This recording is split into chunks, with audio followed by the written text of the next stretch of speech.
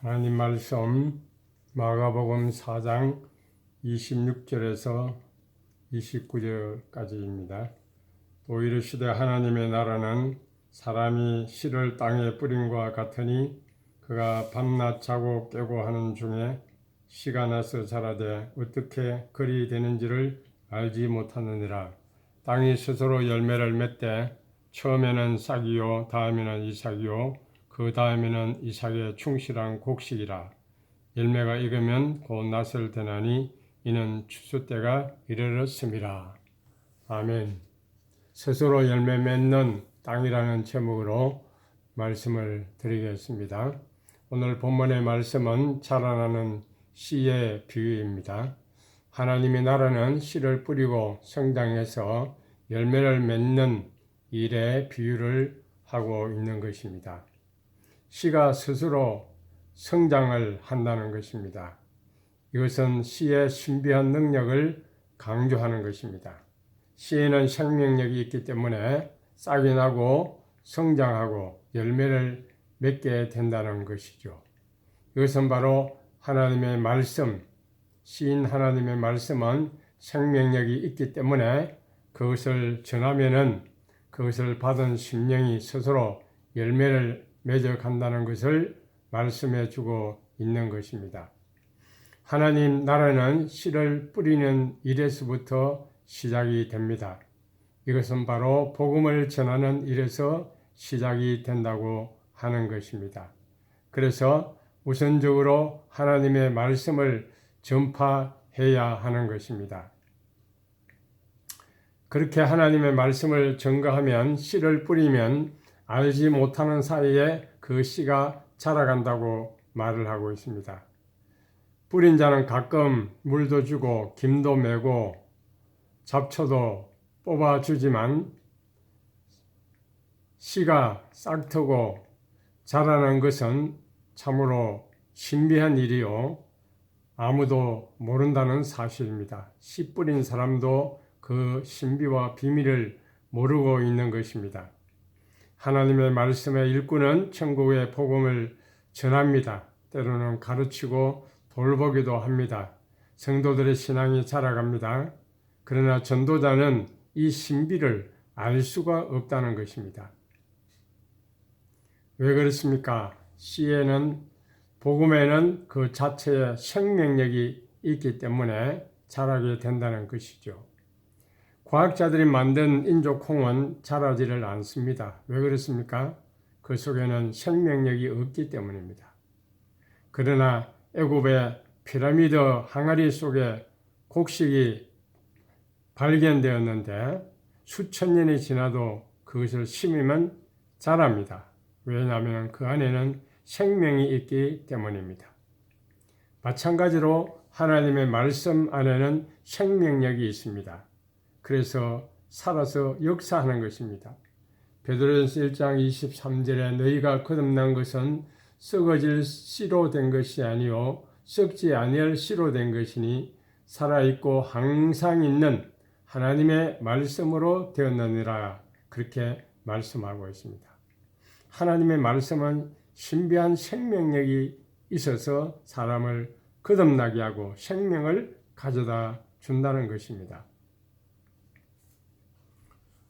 씨가 싹이 트고 자라고 하는 이것은 사람의 힘으로 되지를 않습니다. 사람은 단지 그것을 뿌리기만 하는 것이죠.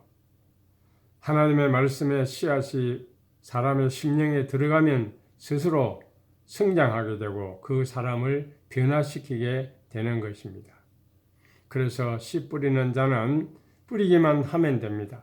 전도자는 전하기만 하면 되는 것입니다. 그 결과에 대해서는 걱정할 필요가 없는 것입니다. 씨 속에는 말씀 속에는 생명력이 있고 그래서 성장이 가능한 것입니다. 땅이 스스로 열매를 맺는다고 말했습니다. 씨가 열매를 맺는다고 말하지 않았습니다. 피라미드 항아리 속의 씨는 그대로 있습니다. 그것이 땅에 뿌려져야 비로소 자라서 열매를 맺는 것입니다. 그래서 땅은 뿌려진 씨를 포함하는 하나님의 살아있는 생명력이 되는 것입니다.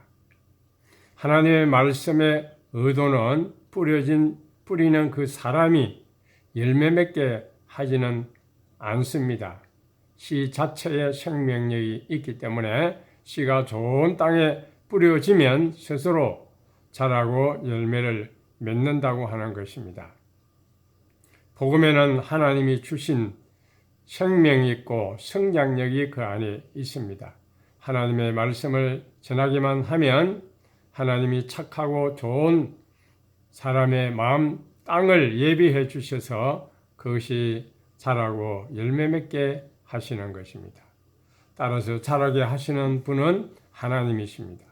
하나님의 자녀는 사람의 힘이나 인간의 노력으로 되지 않습니다. 바울은 신고 아볼로는 물을 주었던 것처럼 말씀을 전하고 기도하고 사랑으로 보살필 뿐입니다. 여기 성장 과정을 세 가지 단계로 말하고 있습니다. 싹과 이삭과 곡식으로 말합니다. 처음부터 열매를 맺는 씨는 없습니다. 모든 것에 순서가 있고 그것이 채워져야 가능한 것입니다. 자리 잡는 시간이 필요하고 충분한 조건이 이루어져야 씨가 발화하게 되는 것입니다. 충분한 물기도 있어야 되고 햇빛도 공급되어야 합니다. 모진 비바람과 폭풍우도 견디내야만이 그 굵기가 굵어지고 뿌리가 깊이 바뀌게 되는 것입니다. 그러므로 가을이 되어 열매를 맺기 시작한다는 것입니다. 예수님은 생명의 말씀을 힘써 증거했습니다. 그러나 많은 배척도 있었고 죽이려는 자들도 있었습니다. 제자들도 배신하고 도망을 가기도 했습니다. 그럼에도 불구하고 예수님은 끝까지 계속해서 제자들에게 말씀을 가르쳐 주셨습니다. 그래서 그 결과 예수님의 말씀은 그들에게 싹이 나고 또한 이삭이 되고 열매를 맺는 그런 결과가 나타나게 된 것입니다. 그래서 하나님 나라는 점점 커져서 오늘날에 이르게 되었던 것입니다. 따라서 복음운동에 당장 성과가 없다고 할지라도 하나님의 말씀을 계속해서 전해야만 하는 것입니다. 하나님의 말씀을 순수하고 바르게 전하기만 하면 나머지는 하나님이 책임져 주시는 것입니다. 생명의 자라기 위해서는 인간의 이야기, 다른 사람의 이야기를 전할 필요가 없는 것입니다. 이런 훈련을 받고 저런 훈련을 받아야만 하는 것도 아닙니다. 순수한 하나님의 말씀을 바로 전하기만 하면 하나님의 말씀이 생명력이 있고 성장력이 있어서 살아 역사하여서 이삭의 충실한 곡식이 되어진다고 하는 것입니다. 하나님 나라 확장은 하나님의 주권에 의한 것입니다. 물론 목회자의 설교도 필요하고 직분자들의 봉사도 필요합니다. 그러나 근본적으로 복음의 능력으로 성령의 역사로 신앙은 성장하고 교회는 부흥하게 되는 것입니다. 따라서 복음의 일꾼은 다른 걱정을 할 필요가 없는 것입니다. 하나님의 말씀을 순수하게 증거하면 되는 것입니다. 눈에 보이지 않지만 그러면은 자라가게 되는 것입니다. 열매 맺기까지 시간이 조금 걸리지만 자라가게 되는 것입니다. 하나님의 말씀에는 결실이 있다고 말을 합니다. 씨를 뿌리는 이유는 결실을 바라기 때문입니다. 열매가 익으면 낫을 대고 추수를 합니다. 낫을 대는 사람은 씨를 뿌린 사람입니다. 열매를 추수하는 자에게는 기쁨이 옵니다. 하나님은 우리 인간을 통해서 이런 역사를 이루기를 원하시는 것입니다. 이 땅에 하나님 나라를 전파하고 세우는 일들을 위해서 종들을 사용하셔서 복음을 전파하게 하시는 것입니다. 때가 되면 추수할 때가 되었을 때 하나님이 심판주로 임하는 것입니다. 심판이 지연되는 것은 곡식이 아직 익지 않았기 때문입니다. 하나님은 온 세상에 복음이 전파되기를 원하십니다. 그때까지 인내하며 기다려 주십니다.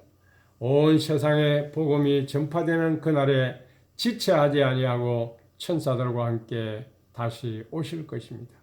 그때에 주님을 믿는 자는 천국에 들어가고 거부한 자들은 꺼지지 않는 불에 들어가게 될 것입니다.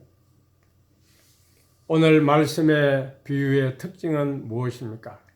본문의 말씀은 씨앗이 좋고 나쁜 것을 말하지 않습니다. 그것은 가라지 비유에서 나옵니다. 또한 복음을 받아들이는 수용성에 대해서도 말하지 않습니다. 그것은 씨 뿌린 자의 비유에 나옵니다. 오늘 본문의 비유는 말씀의 생명력, 생명의 신비에 대해서 말하고 있습니다. 덧붙여서 다만 씨가 자라가는 과정을 설명해 주고 있습니다. 여기에는 토질이나 풍성한 수확보다는 복음의 신비로운 능력, 생명의 신비가 강조되고 있는 것입니다. 하나님 나라는 이와 같이 말씀에 의해서 보이지는 않지만 서서히 점진적으로 변화되고 발전하고 성장하는 나라입니다. 예수님이 이 땅에 오셔서 생명의 씨를 뿌리시고 열매를 거두어 주십니다. 하나님의 말씀이 땅에 떨어져 자라고 열매를 맺고 사람을 변화시키는 것은 성령님의 역사인 것입니다. 내가 복음을 전했다고 내가 열매를 거두는 것은 아니라는 말입니다. 씨를 뿌리는 사람의 어떤 노력이나 창조적인 행위도 싹이 트게 할 수는 없습니다. 농부가 열심히 가꾸고 돌보아서 이삭이 나오는 것은 아닙니다. 본문은 생명의 신비를 말씀하고 있습니다. 하나님 나라를 말하고 있습니다. 하나님 나라는 사람이 씨를 밭에 뿌림과 같다고 하는 것입니다. 씨를 뿌린 사람은 밤낮 자고 깨는 중에 씨가 자랍니다. 씨 뿌린 사람은 밭에 나가 지키고 있는 것이 아닙니다. 씨 뿌린 사람은 사실 뒤로 돌아보지도 않고 뿌려놓고 돌아와서 다른 일을 하게 됩니다. 그가 밭을 돌아보지 않고 있지만 땅은 씨를 보관하고 있었고 싹이 나게 하느라 온갖 노력을 다하고 있었던 것입니다. 우리가 여기서 아주 중요한 한 가지 교훈을 받을 수가 있습니다. 우리는 우리가 행한 행동, 하나님 나라를 위해서 내가 무엇을 한 것이 있는 줄 알았는데 그것이 아니라는 것입니다. 우리가 행한 것보다는 하나님이 하신 일, 하나님의 역사에 관심을 가져야 된다는 말입니다. 하나님 나라는 하나님께서 이루어 가시는 나라입니다. 하나님이 하시는 일이 전부요, 우리가 한 일은 순종하는 것뿐입니다. 고린도전서 3장 6절에 나는 심었고 아볼로는 물을 주었으되 오직 하나님은 자라나게 하신다니 그런즉 심는 이나 물 주는 이는 아무것도 아니로되 오직 자라나게 하시는 이는 하나님뿐이라고 말씀했습니다. 오늘 본문의 이 말씀을 통해서 우리가 기억해야 될 것이 무엇입니까? 그것은 바로 자라나는 씨의 비유는 하나님의 말씀의 능력이라는 것입니다. 따라서 우리는 하나님의 말씀을 사모해야 합니다. 하나님의 말씀을 순금보다 더 송이꿀보다 더 사모해야 됩니다. 허탄한 세상의 이야기로 우리가 채울 것이 아니라 하나님의 말씀으로 채워야 됩니다.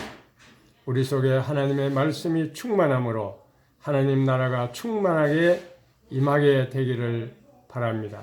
그래서 하나님 나라를 세우는 일에 귀하게 쓰임받는 저와 여러분 되시기를 바랍니다. 기도하겠습니다. 하나님 아버지 감사합니다. 우리에게 하나님의 말씀을 주시고 영원한 생명 되신 예수 그리스도를 우리에게 허락해 주심을 감사합니다. 우리 마음속에 이제는 하나님의 말씀으로 가득 채우고 예수님을 항상 품고 살아감으로 말미암아 우리의 신앙이 자라가게 하시고 싹트고 성장해서 열매 맺는 신앙이 되게 하여 주시옵소서. 그래서 하나님이 우리를 통해서 이 땅에 하나님 나라가 전파되게 하시고 하나님의 뜻을 이루어 주시옵소서. 그렇게 하실 주님을 찬양합니다. 지금은 우리 구주 예수 그리스도의 은혜와 하나님 아버지의 무한하신 사랑과 성령님의 감화하시고 감동하시고 교통하시며 충만하심이 우리 안에 하나님의 말씀을 주셔서 우리의 심령이 자라가게 하시고 하나님 나라가 이루어지게 하시고 주님의 나라를 이 땅에 전파하기를 원하시는 주님의 뜻을 따라 살기를 다짐하는 모든 성도들에게 하나님이 축복해 주시옵소서. 지금은 우리 구주 예수 그리스도의 은혜와 하나님 아버지의 무한하신 사랑과 성령님의 감하고 감동하시고 충만하신 은혜가 항상 함께 있을지어다. 아멘.